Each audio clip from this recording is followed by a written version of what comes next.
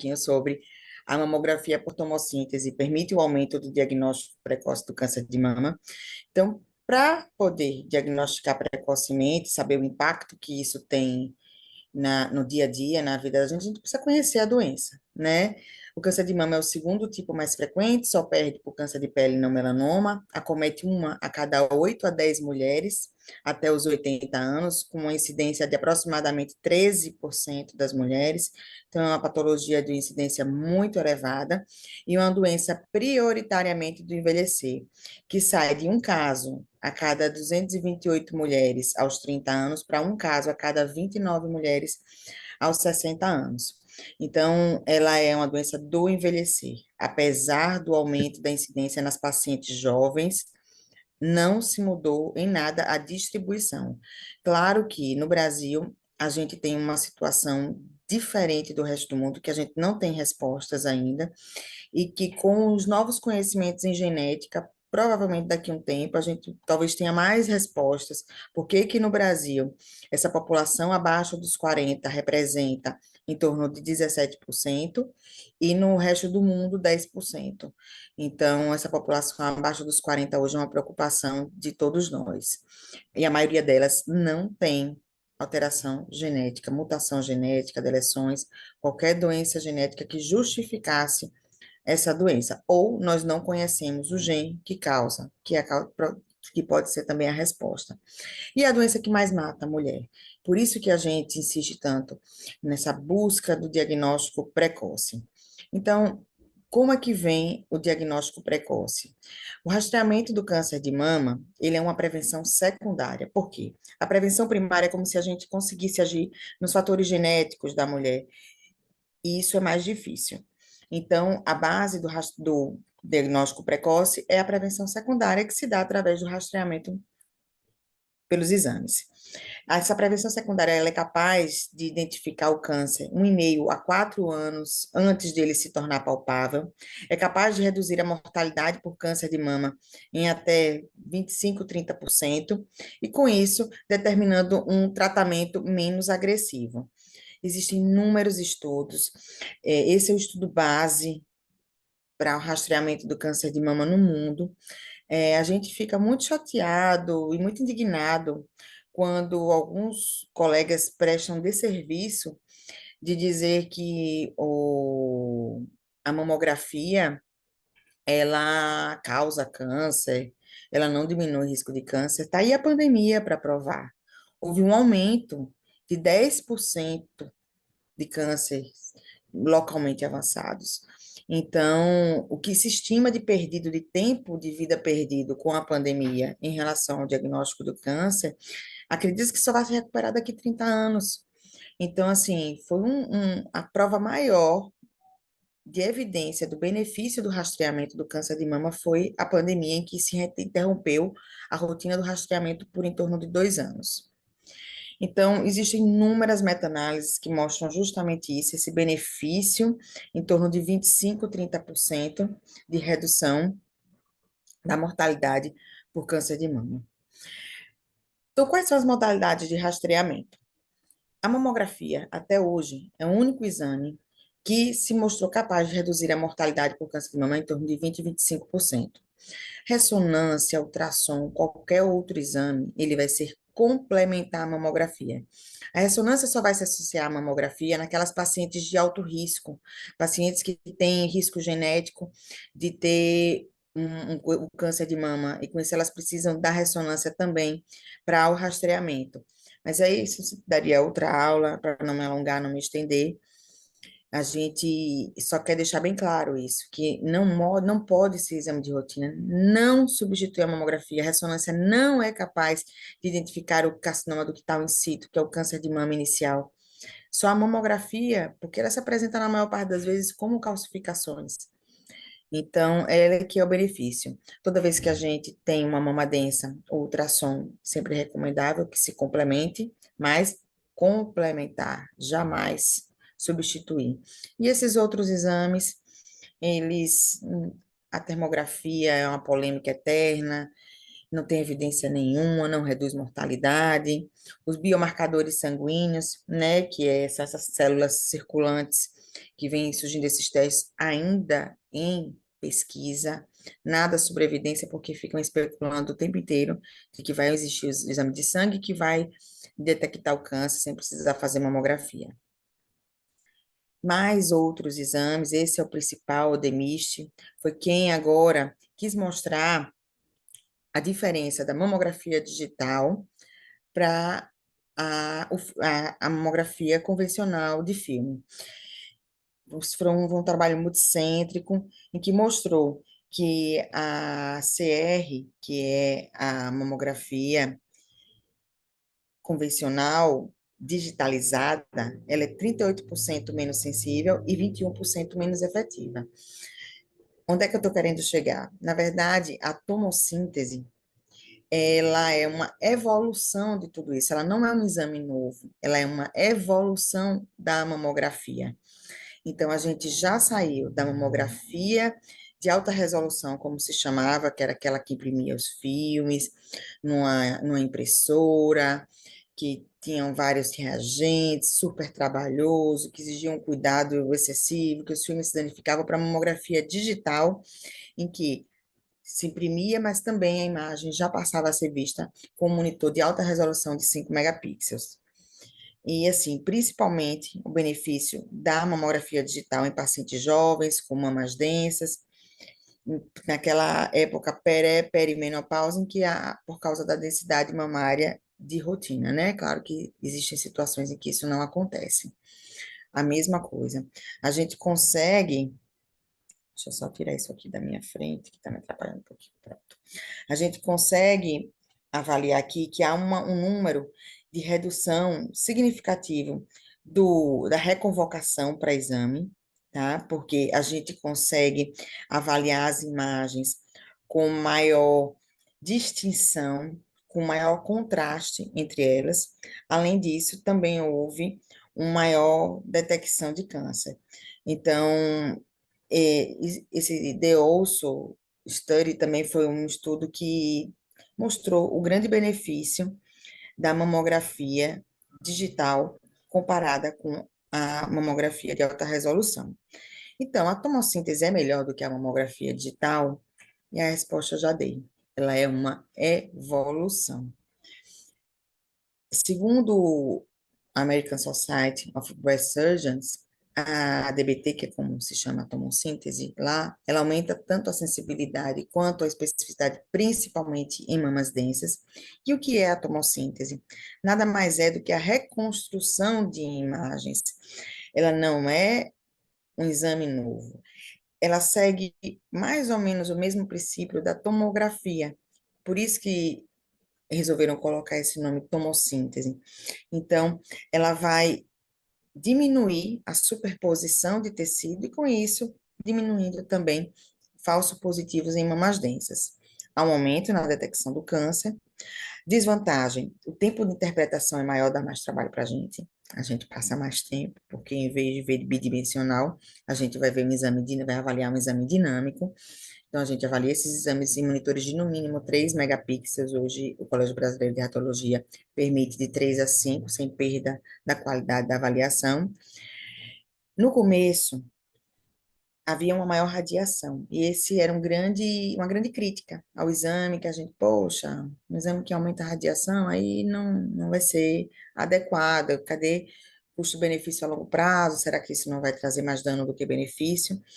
Mas hoje, com a evolução e com o que a gente tem, que a gente também já começou lá na clínica, inicialmente a gente solicitou às meninas que fizessem o combo, que era o 2D convencional mais o 3D, para elas se acostumarem com o método, e essa semana a gente já começou com a sintetizada, que é justamente essa reconstrução, tá? É a reconstrução de imagens como para poder a gente conseguir detectar melhor. Eu vou colocar um gráfico aqui que eu gosto muito dele, essa figura, na verdade, que é bem didática para explicar qual o benefício da tomossíntese. O tubo do raio-x continua o mesmo, a bandeja de compressão é a mesma, o receptor de imagem é o mesmo, só qual é a diferença? Quando esse tubo gira em torno de 30 a 45 graus, alguns chegando até 55, ele vai individualizando cada imagem. O que a gente veria numa mamografia 2D, que seria tudo junto, ela não é um 3D, tá? Ficou a moda para a questão popularizar o nome do que tomossíntese, né? Mas a gente tenta hoje educar. Ela não é 3D, ela é uma 2D com reconstrução de imagem. E aí ela consegue individualizar cada uma dessas lesões, e aí a gente consegue avaliar. Olha essa imagem que ficaria escondidinha por trás de uma área densa, do nódulo benigno, do cisto. E aí a gente consegue individualizar, avaliar as margens, a densidade, se é circunscrito ou não, para poder a gente conseguir dar o BIRADS mais adequado. E ajuda muito, porque às vezes não não seria visto em imagem com mais detalhes, e aqui a gente consegue avaliar da melhor forma, principalmente ela aumenta muito, facilita muito as assimetrias. As assimetrias são aquelas imagens que não são nódulo real, mas que é uma mancha branca na mamografia, e que pode simular uma lesão e ser uma lesão de fato. Com a tomossíntese, a gente consegue avaliar melhor essas lesões e descartar, prosseguir qualquer exame complementar. E as distorções arquiteturais, ela também detecta, muitas vezes, imagens que não seriam vistas por conta da densidade mamária, a tomossíntese incrementa bastante. Então, aqui, só para exemplificar, essa paciente tinha uma simetria focal em união de quadrantes superiores da mama esquerda, e aí a gente consegue ver aqui no corte 2D normal é aqui na tomossíntese. Quando aparece esse pretinho no meio da lesão, que vocês estão vendo, ela é uma gordura. Ó, tá vendo? Entremeia no tecido gordura. Na verdade, essa paciente tinha uma mamoplastia e ficou essa areazinha de fibrose nessa região, tá? Então, ela realmente a gente consegue perceber que não é nada importante e consegue dar um BIRADS, categorizar de uma forma menos invasiva, menos agressiva, digamos assim, porque quando você dá um BIRADS 0 ou um BIRADS 4 ou 5, a paciente já fica muito angustiada e aqui a gente consegue resolver essa situação pela tomossíntese. Em relação a todos os benefícios, né? Em todos, foi um ensaio, outro trabalho, 2018, multicêntrico, randomizado, que mostrou um benefício, principalmente com um ganho, um valor preditivo positivo de quase o dobro em relação à mamografia digital, não é nem comparando com com filme, tá? Mas com a própria mamografia digital, o incremento da tomossíntese, ela aumenta o risco. Qual é a desvantagem que pode acontecer quando você não tem, não é rigoroso na sua avaliação? Ela pode aumentar a indicação de biópsias, mas aí fazer todos os complementos necessários na hora do exame, eu tenho solicitado às meninas que façam. Vi uma simetria, vi uma distorção, comprima logo para essa paciente não voltar para a sala e para a gente conseguir dar o diagnóstico mais assertivo possível. E esse último trabalho, que foi publicado na Radiology, que é a principal revista da radiologia, e que mostra que em todas as análises houve uma redução do índice de reconvocação e, com isso, um melhor valor preditivo positivo da tomossíntese. Em relação à densidade mamária, hoje criou um subgrupo dentro da densidade da mama, e que hoje a gente consegue defender que com a sintetizada, com a tomossíntese, mesmo com a sintetizada, a gente já consegue avaliar essa superposição tecidual. A questão foi só que houve uma maior detecção de câncer invasivo, por causa principalmente daquelas imagens, como eu comentei, da distorção. Agora, nas mamas extremamente densas, parece não haver um benefício, porque realmente, é como eu brinco com muitas delas, é uma pedreira. Você não consegue ver quase nada. Até um ultrassom, às vezes, é difícil fazer por conta dessa densidade mamária que simula imagens que não são reais. Em relação a esse trabalho, também em relação ao screening, trabalho mais recente, ele mostrou que houve uma maior detecção do câncer invasivo, mas sem diferença no in situ. Aí esse trabalho foi um trabalho que foi justamente, que levantou um pouco de dúvida, mas o grande benefício da mamografia não seria no in situ, mas aqui não houve diferença entre a tomossíntese e a digital, tá? Não a alta resolução. A digital não é a digitalizada, tá? Isso tem que ficar bem claro.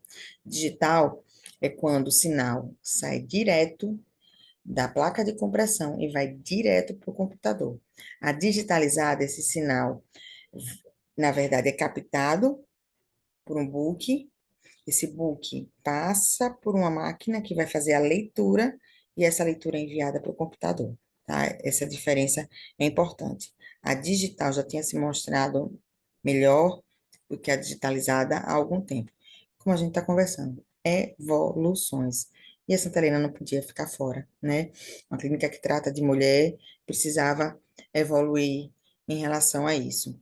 E quando se compara a incidência de câncer e de câncer de intervalo, quando se acrescenta a tomossíntese, não se tem dúvidas do benefício de quando se tem a tomossíntese, né? A gente consegue diminuir, aumentar a incidência de detecção e diminuir o, e aumentar também a detecção de câncer de intervalo. Então, quais as recomendações de rastreamento, né? Que isso é o mais importante. É esse panorama que a gente tem. Na verdade, existem vários protocolos internacionais e nacionais em que que vai variar, na verdade, de acordo com a população que está sendo avaliada. A população europeia é uma população magra, é uma população que tem hábitos de vida mais saudáveis, a canadense também. Então, a incidência de câncer deles é diferente da nossa, porque eles conseguem controlar o que é possível em relação à prevenção do câncer de mama quanto à alimentação e atividade física, enquanto países em desenvolvimento e países como os americanos que utilizam muito fast food, ela ela termina sendo com mais frequência, inclusive de tumores mais agressivos, porque existe a população afro-americana, como eles chamam, que termina tendo uma incidência de cânceres mais agressivos e que termina esse período de maior intervalo entre os exames de rastreamento prejudicando. Então, o que a gente segue no Brasil é o que a Sociedade Americana de Câncer e aqui também a Sociedade Americana de Imagem, Radiologia Mamária, de Breast Image, também faz. É fazer o exame anual. Hoje, essa é uma atualização que saiu agora recente, tá? A população entre 40 e 45 anos parece, parece que não se beneficia do rastreamento a partir dos 40 anos, mas isso ainda não está bem definido. A maior parte das instituições continuam, mesmo as americanas, determinando que se faça a partir dos 40 anos e que não deixe de oferecer essa população de 40 e 45 a mamografia. Mas para o que acontece? Uma coisa é paciente, uma situação é você indicar paciente para prevenção do câncer de mama. Outros são os programas governamentais, que precisam ser custos efetivos. Então, aquilo que a gente sempre falou na faculdade de medicina, que os professores falavam para a gente, aquele um é um. Para o gestor é uma coisa, mas para a gente é outra. Então, ainda não está. Veja que todos eles vão considerar o rastreamento a partir dos 40 anos. Então, a gente segue esse anual, e esse bienal, ele também está sendo avaliado a partir dos 55 anos, se é necessário fazer, principalmente após os 80 anos. Se é necessário fazer anual mesmo, se não faz bianual, para poder ser mais confortável, né? É um exame que a maior parte das mulheres reclama, não deixou de haver compressão, tá? Isso não, por enquanto, não existe. Para poder haver uma melhor avaliação da mama, é necessária a compressão para dissociar tecido e aí a gente conseguir avaliá-la com mais detalhes. E aqui, como eu já conversei, várias instituições, 2 a 3 anos, a maior parte dos americanos em torno de anual, e essa questão dos 40 até os 54, 45, 54, algumas instituições têm sugerido, mas ainda nada definido. E até quando fazer? Existem alguns protocolos que indicam até os 74 anos, mas tudo vai depender do performance status do paciente. Se é uma paciente, como é que eles chamam? Uma pantera. Nos congressos de mama, eles sempre falam, uma pantera, uma mulher super bem de saúde, sem comorbidades graves, que tem condições cirúrgicas de tratar, você vai até quando isso for possível. Agora, se for aquela mulher que não tem nenhum benefício em relação ao tratamento, para quê? Trazer mais algum problema para ela, uma cardiopata grave, que não vai poder operar. A gente pode fazer intervenções mínimas, mas será que esse rastreamento vai trazer benefício real para ela? Então, assim, é bem individualizar a situação. Na regra geral, a gente continua com mamografia anual a partir dos 40 anos. Então, como a gente já conversou, por que tantas recomendações, as diferenças étnico-raciais, as faixas etárias e os subtipos tumorais. E também o que eu já frisei, o Task Force americano, ele é baseado em modelo de eficiência, custo, benefícios, programas governamentais. Porque o que acontece? Lá eles têm um programa de rastreamento oportunístico, rastreamento de fato, que eles vão buscar os pacientes, a casa paciente recebe a cartinha sendo convocada para fazer a mamografia. No Brasil, isso não acontece. Aqui é um rastreamento oportunístico. É a paciente quem vai para o médico e pede para fazer o exame, ou o médico que solicita por ser rotina dele, e não porque existe, de fato, uma busca ativa dessas pacientes. Já o do Breast Surgeon, ele é baseado em redução de mortalidade e anos de vida potencialmente salvos.